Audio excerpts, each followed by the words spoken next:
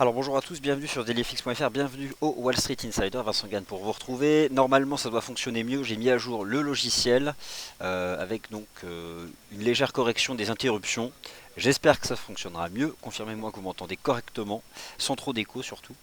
Et si jamais malgré tout l'image devait bloquer, recliquez tout de suite sur Play, le petit triangle en bas à gauche, vous cliquez sur Play, ça relance tout de suite la vidéo. Pas besoin de faire F5 sur la page. Alors, c'est pas une session importante, hein, on va regarder l'agenda macroéconomique US cette semaine. Le marché reste influencé par la publication du rapport NFP, qui a été publié donc aux États-Unis vendredi dernier, dépassant les attentes du marché. Mais finalement, celui du mois de mai était très mauvais, celui du mois de juin est bon. Au final, retour à la case départ pour un dollar US qui est quand même malgré tout soutenu. Même si, selon les contrats futurs négociés à Chicago sur le taux d'intérêt des Fed Funds, la Réserve fédérale ne devrait pas relever ses taux cet été. D'ailleurs, ni cet été, ni en automne, probablement pas non plus en hiver prochain. Mais malgré tout, la macro US, elle est au rendez-vous. Et d'autre part, il y a quand même une... Alors, voilà, j'ai des messages qui disent que ça marche parfaitement bien. Donc comme quoi, il fallait mettre à jour et c'est tant mieux. Ok, impeccable. Alors, deux choses. La première, c'est, vous l'avez sous les yeux, l'USD Yen, qui fait partie des taux de change à avoir donné un signal de day trading ce matin, au moment où se croisait la fin de session asiatique et le début de la session européenne. On a fait une bonne partie du chemin. Je vous ai proposé ce matin de viser 102,30. On est déjà au-dessus. Est-ce qu'on peut viser plus haut? Probablement davantage. Pas non plus des 1000 et des 100, mais voilà, on pourrait aller chercher 103 sur l'USD Yen. L'euro Yen est pas mal aussi. On va regarder ça en détail. C'est corrélé au marché action européen. Je pense pas que le potentiel soit non plus astronomique. Donc on parle là de day trade au mieux de swing trade. On va faire le point dessus. Cette séance du lundi 11 juillet, elle n'est pas très importante sur le plan de l'agenda macro. On passe quand même quelques secondes sur l'avertissement sur les risques liés au trading. Donc, trader sur marge comporte un risque élevé et ne peut être recommandé à tout investisseur, car cela peut générer des pertes qui dépassent votre capital de trading. Alors, il n'y a pas de statistiques majeures aujourd'hui. Il y en a cette semaine des statistiques majeures, il y a notamment deux banques centrales, la Banque centrale d'Australie et la Banque d'Angleterre. Donc la Banque d'Angleterre c'est jeudi prochain. Là vous avez sous les yeux un calendrier économique d'HeliFX qui est filtré en affichant uniquement toutes les statistiques américaines de la semaine. Et réellement on passe aux choses sérieuses à partir de mercredi avec l'indice des prix importés, donc l'indice des prix à importation. Et donc surtout en fin de semaine avec les ventes au détail, donc une statistique d'activité réelle pour une fois, pas basée sur un sondage, et qui concerne le mois de juin, donc la fin du second trimestre, a priori un second trimestre qui va donc voir l'économie US reprendre son chemin de l'accélération, alors qu'on pouvait croire le contraire, surtout lorsqu'au mois de mai, ça a déçu. Ok, impeccable. Bon bah si c'est beaucoup mieux, c'est tant mieux. Et bien sûr donc l'indice des prix à la consommation, ça c'est vendredi 15 juillet, ainsi que l'indice de confiance de l'université du Michigan, donc qui mesure la confiance du consommateur américain, les trois quarts de la formation du produit intérieur brut, l'estimation préliminaire la plus importante au mois de juillet, et c'est donc le 15 août à 16 heures. Alors toutes ces statistiques US qui montrent à quel point la macroéconomie américaine sort du lot. Je vous rappelle que ce week-end, le Fonds monétaire international a revu en baisse, de pas grand-chose, mais malgré tout en baisse, les perspectives de croissance au sein de la zone euro. En lien, l'argument, c'était la perspective de voir le Royaume-Uni quitter l'Union européenne. Alors on aura davantage de détails, mais c'est en septembre. En septembre prochain que sera choisi le nouveau Premier ministre du Royaume-Uni. Et on voit déjà qu'il y a une pression de la part des patrons de la zone euro, puisqu'Angela Merkel déclarait encore exiger que la première décision du futur Premier ministre britannique soit de demander l'application de l'article 50. Revenons à nos moutons et donc au dollar US et à l'ouverture de cette session américaine, avec des marchés à actions américains toujours perchés. Alors vous avez sous les yeux l'agenda des 8 décisions de politique monétaire de la Réserve fédérale en 2016. On en a déjà fait 4, dont celle du 15 juin dernier, qui a été débriefée par les minutes de la Fed la semaine dernière, avec, sans surprise, une Réserve fédérale qui parle de plus en plus du contexte économique mondial et du contexte politique mondial, et qui se sert de cette ouverture au monde pour justifier un non-relèvement des taux malgré une macro toujours solide. Alors, qu'y a-t-il devant nous en juillet? le 27 juillet prochain. Alors le 27 juillet prochain, c'est mercredi 27 juillet. La Fed prendra une nouvelle décision en matière de taux, sans conférence de presse de Janet Yellen, sans mise à jour des projections macroéconomiques. La Fed ne devrait strictement rien faire en juillet. Et pourtant, ça reste une mauvaise idée de vendre le dollar américain, parce qu'en face du dollar américain, vous avez des devises faibles. Le yen, l'euro, le GBP, etc., etc., qui permettent donc, parce que le dollar US index, il est formé de ces taux de change, comme un indice boursier, et sont sous pression. Alors, on va passer maintenant au graphique. L'introduction macro, elle sera pas plus fournie. Bon, il y a toujours les résultats des entreprises américaines au second trimestre, hein, on est dedans. Ça va être tout au long du mois de juillet que ces résultats vont être publiés, donc ça aura bien sûr une influence sur le S&P 500 et les anticipations de profit des entreprises US. Et fin juillet, et surtout au mois d'août, ce seront les entreprises européennes qui publieront leurs résultats trimestriels. Alors, donc, alors je regarde une chose, je veux juste être certain. Ah oui, alors par contre, attendez un instant. Je veux juste être sûr de quelque chose. Ok. Alors par contre, il faut juste que j'ajuste. Vous n'êtes pas sur le bon écran là. Alors, en fait, j'ai mis à jour comment dire, le logiciel et par contre, ça ne m'attrape plus le bon écran. Je vais essayer de changer ça. Je ne sais pas si je vais y arriver tout de suite là. Alors voilà, je vais essayer de l'attraper. Alors attendez. Ok. Il faut que j'essaye de réussir à l'attraper. Sinon c'est simple, je vais changer d'écran provisoirement.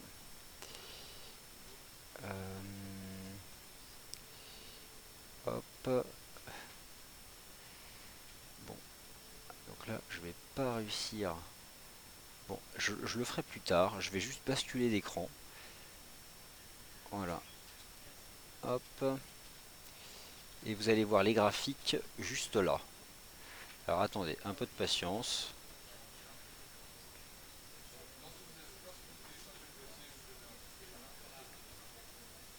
Un instant, je préfère faire ça proprement.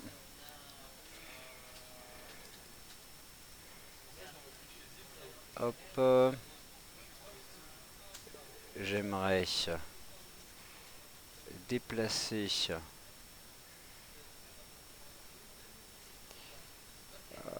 bon, c'est pas grave, ça va être mieux comme ça, voilà.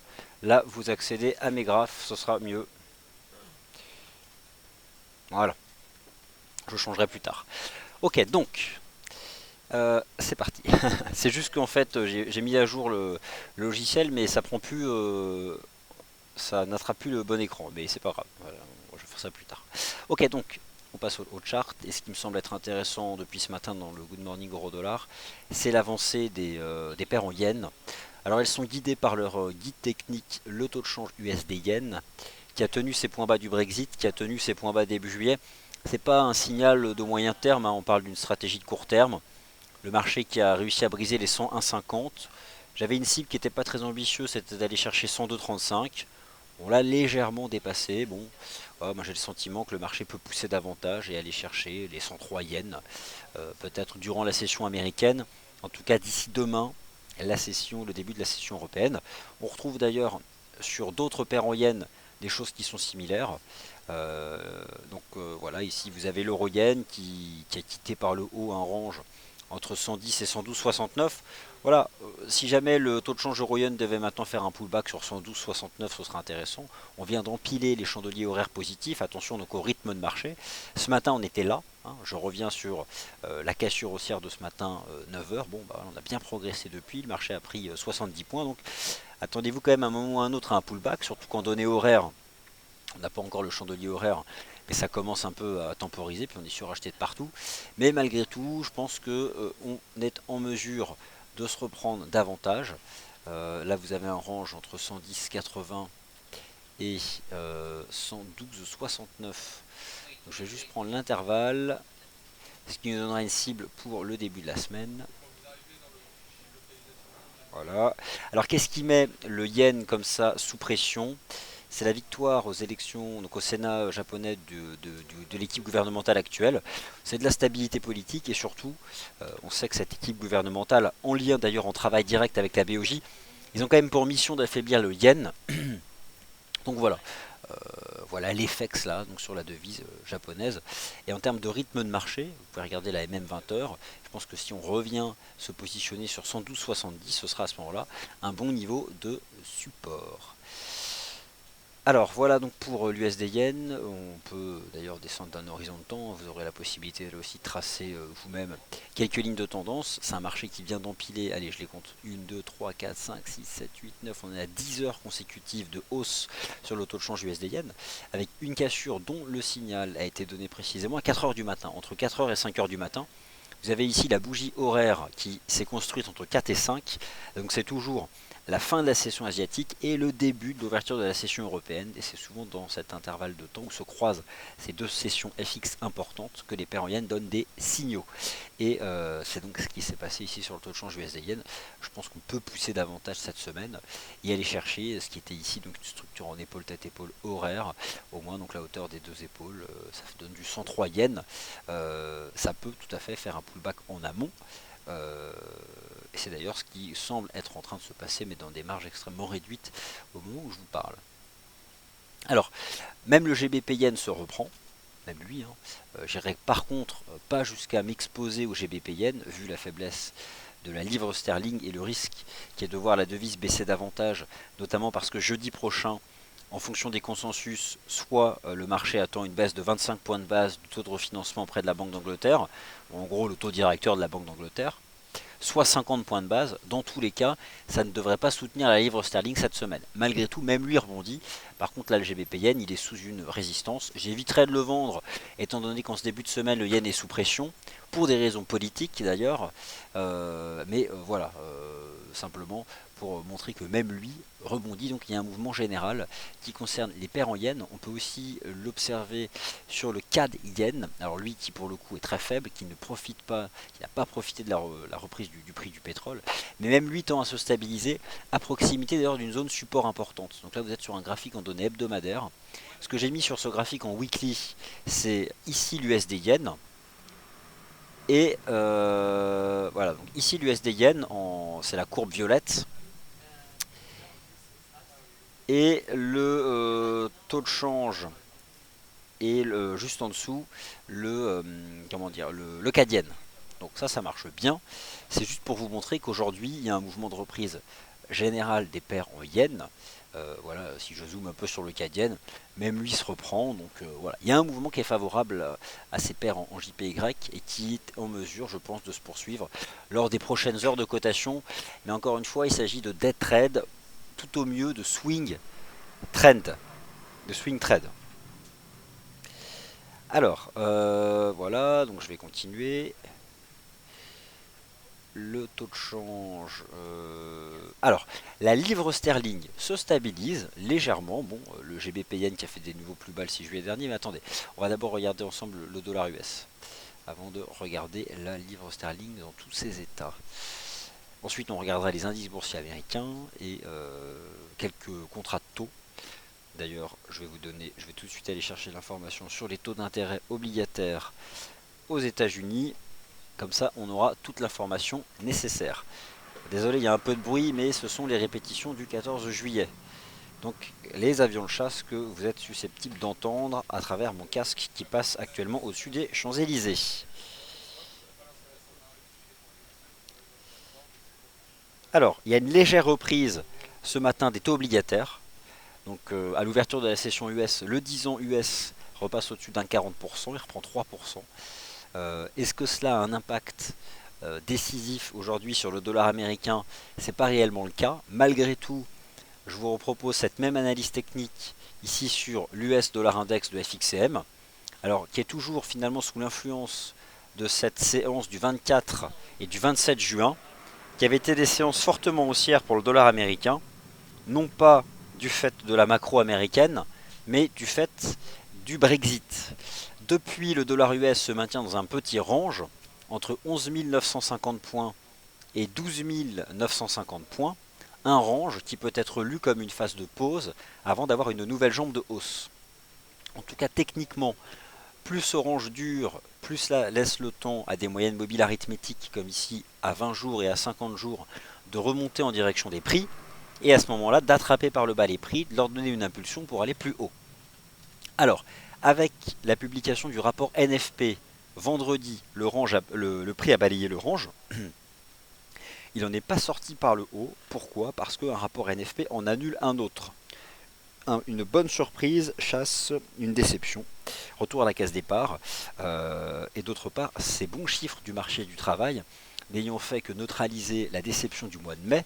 En réalité, on peut envisager que ces bons chiffres du mois de juin soient simplement ces emplois non créés en mai pour les raisons invoquées à l'époque, les grèves, le climat, finalement reportés dans le temps après la fin des grèves et après donc ces difficultés climatiques qui avaient pu nuire à l'embauche dans certaines industries.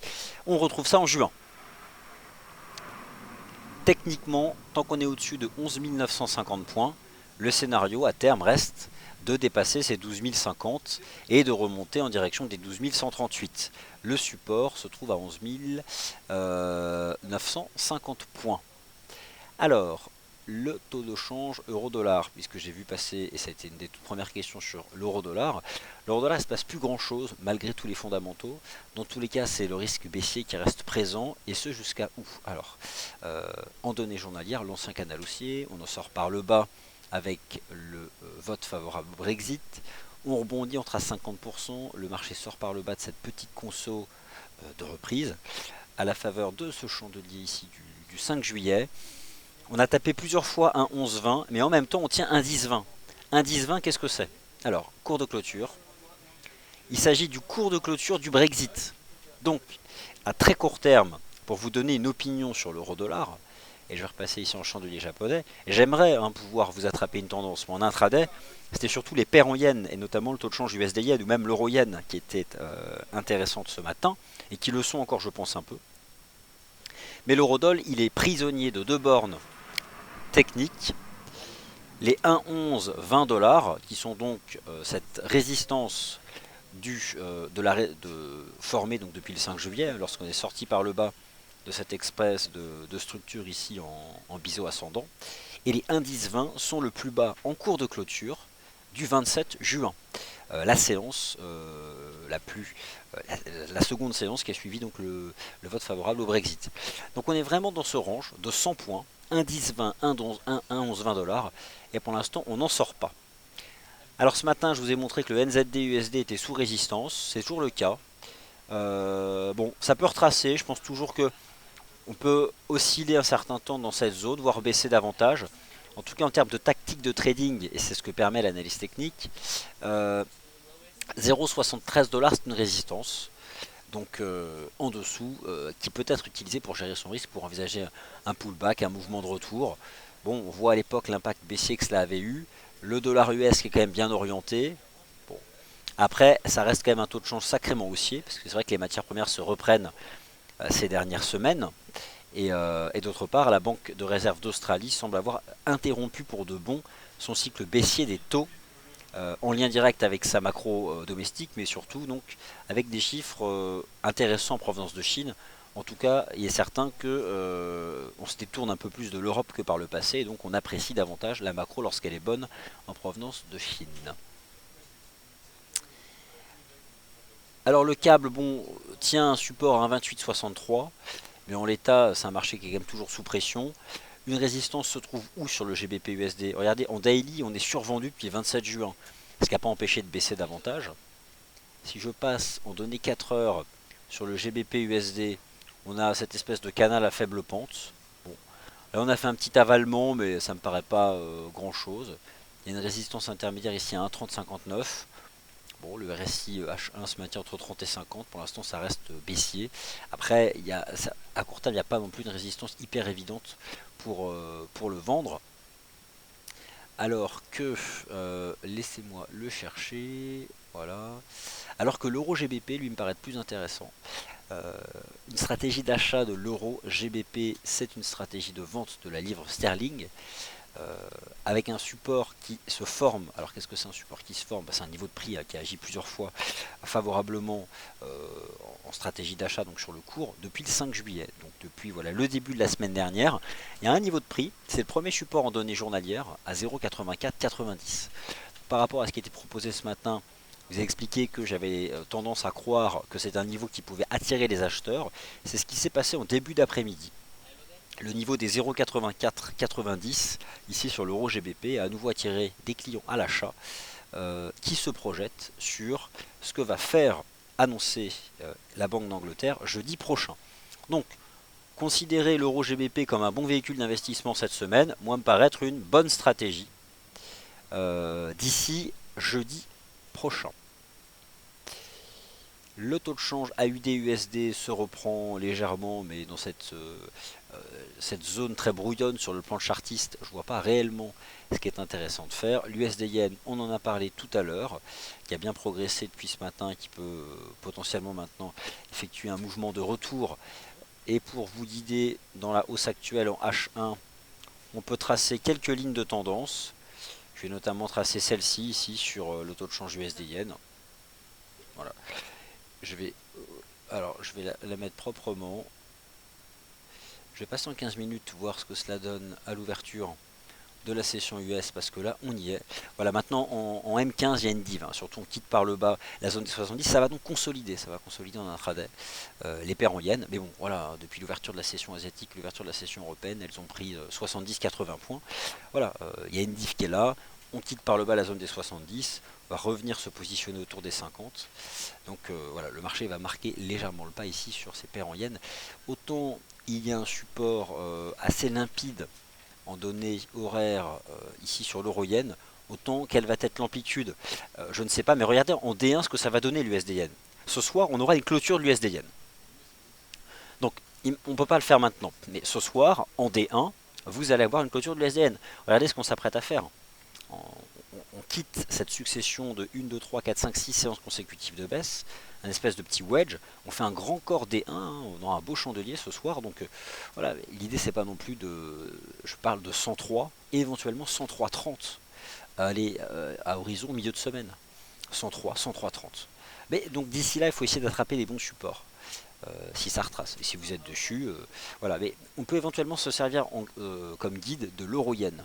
Là pour le coup il y a un vrai niveau horizontal qui passe à 112,70 que j'ai du mal à retrouver sur l'USD Yen, mais donc voilà, je pense que c'est un niveau d'achat, c'est un niveau d'entrée qui peut être intéressant ici sur ce taux de change. Je vais par contre vérifier une chose, je vais juste tracer quelques obliques en attrapant plus haut plus bas, ce sera plus propre, voilà, hop, qui sont susceptibles d'agir sur les cours. Bon voilà, on voit que c'est ça qui pour l'instant cap la progression. Donc voilà, dans un premier temps, je pense qu'on peut se replier vers 112,70, quelque chose de cette nature là, et ensuite repartir un peu en avant.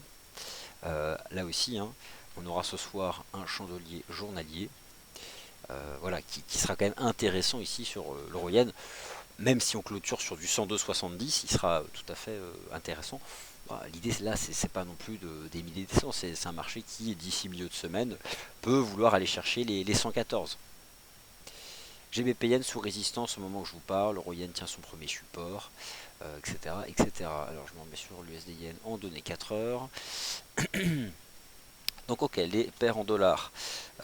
Reste à voir aussi l'USD CAD. On va regarder l'USD CAD tout de suite. Donc lui bien orienté. C'est vrai que le pétrole brut US il est sous pression. Depuis la publication des stocks de pétrole brut et d'essence, bon, le marché a fait 100% depuis le début du mois de février. 51 $, ça reste quand même un chiffre important, un chiffre rond. Ça rejette les cours. Qu'est-ce qu'on peut envisager cette semaine sur le taux USD CAD? Il y a des statistiques canadiennes qui ont été publiées tout à l'heure. Elles mettent un peu sous pression le dollar canadien.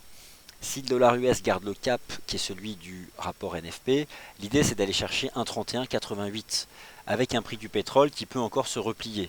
C'est ce qu'on a vu ce matin dans le focus matières premières sur lesquelles je vais revenir tout de suite. Alors si vous avez des questions sur d'autres paires de devises que celles dont je viens de parler, posez les questions. Alors, on passe voir les indices boursiers US. Un mot à nouveau sur les indices boursiers européens. Ensuite, on check le Bund. Et enfin, un dernier passage en revue des matières premières et je vous laisse en paix. Alors, je vous ai proposé ce matin un objectif de cours sur le CAC à 4280 points. Je pense que le bon guide sur ce marché, ça reste l'Eurostoxx 50. Il y a une résistance sur l'Eurostoxx 50 à 2900 points. On peut garder le cap du rebond technique jusqu'à 2900.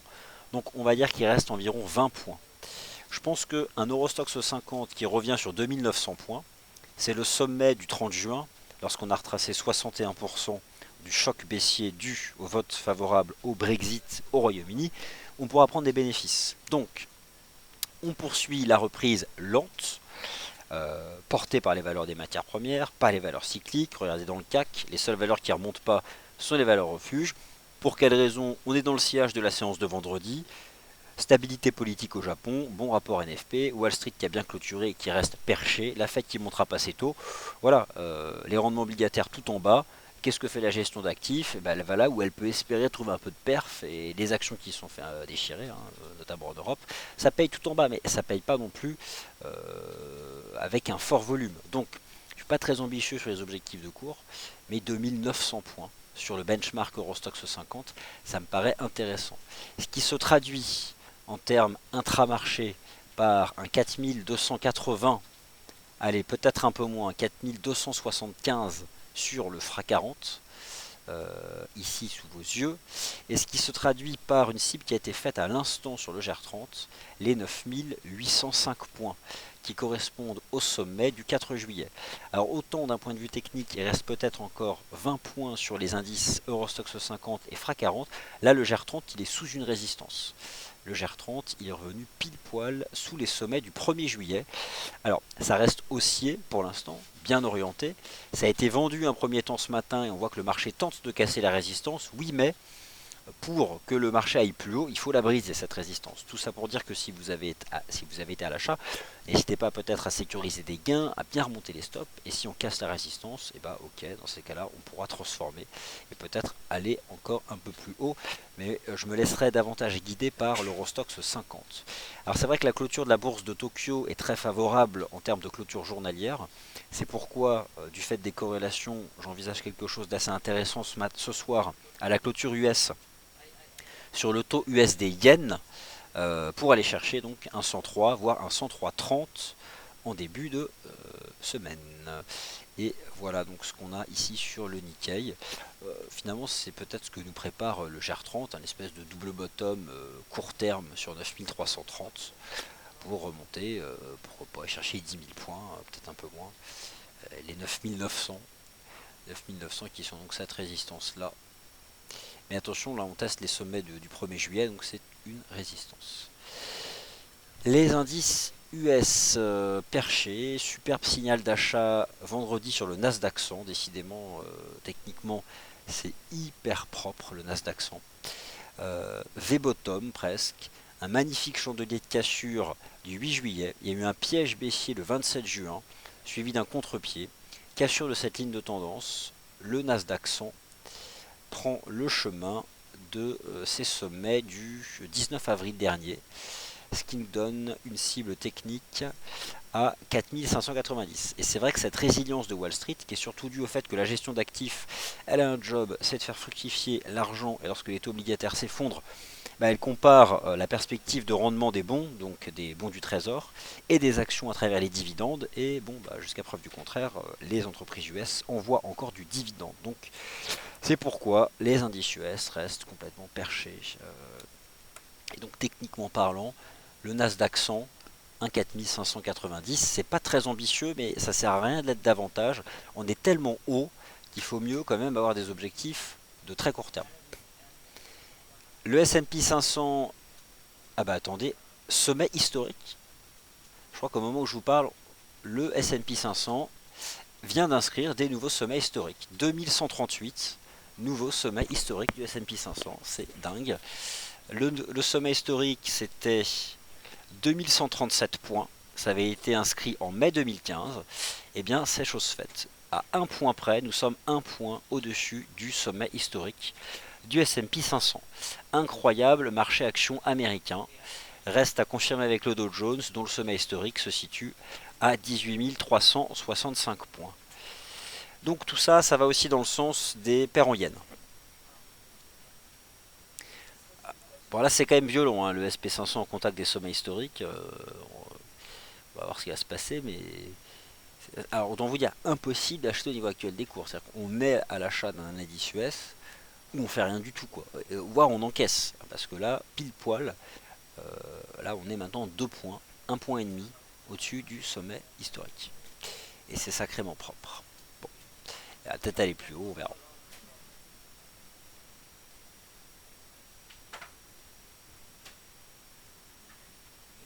Ouais, c'est assez, assez dingue. Ok, bon bah écoutez, j'ai répondu à toutes vos questions. Donc on va s'arrêter là. Merci d'avoir été attentif. Je pense que ça fonctionne maintenant mieux, le son et l'image. Et puis je vais essayer d'ajuster pour repasser sur mon bon écran. Voilà, bah merci à tous. Soyez quand même prudents, hein, par rapport à la cherté des indices boursiers US. J'ai quand même une préférence en ce début de semaine pour les signaux techniques qui sont donnés par les paires en yens. Merci beaucoup, bonne fin de journée. Et on refait le point à la clôture dans la closing bell. Et à 16 heures, dans 10 minutes, pardon, vous avez le point sur les positions des banques sur le marché d'échange. Donc dans 10 minutes, ici même.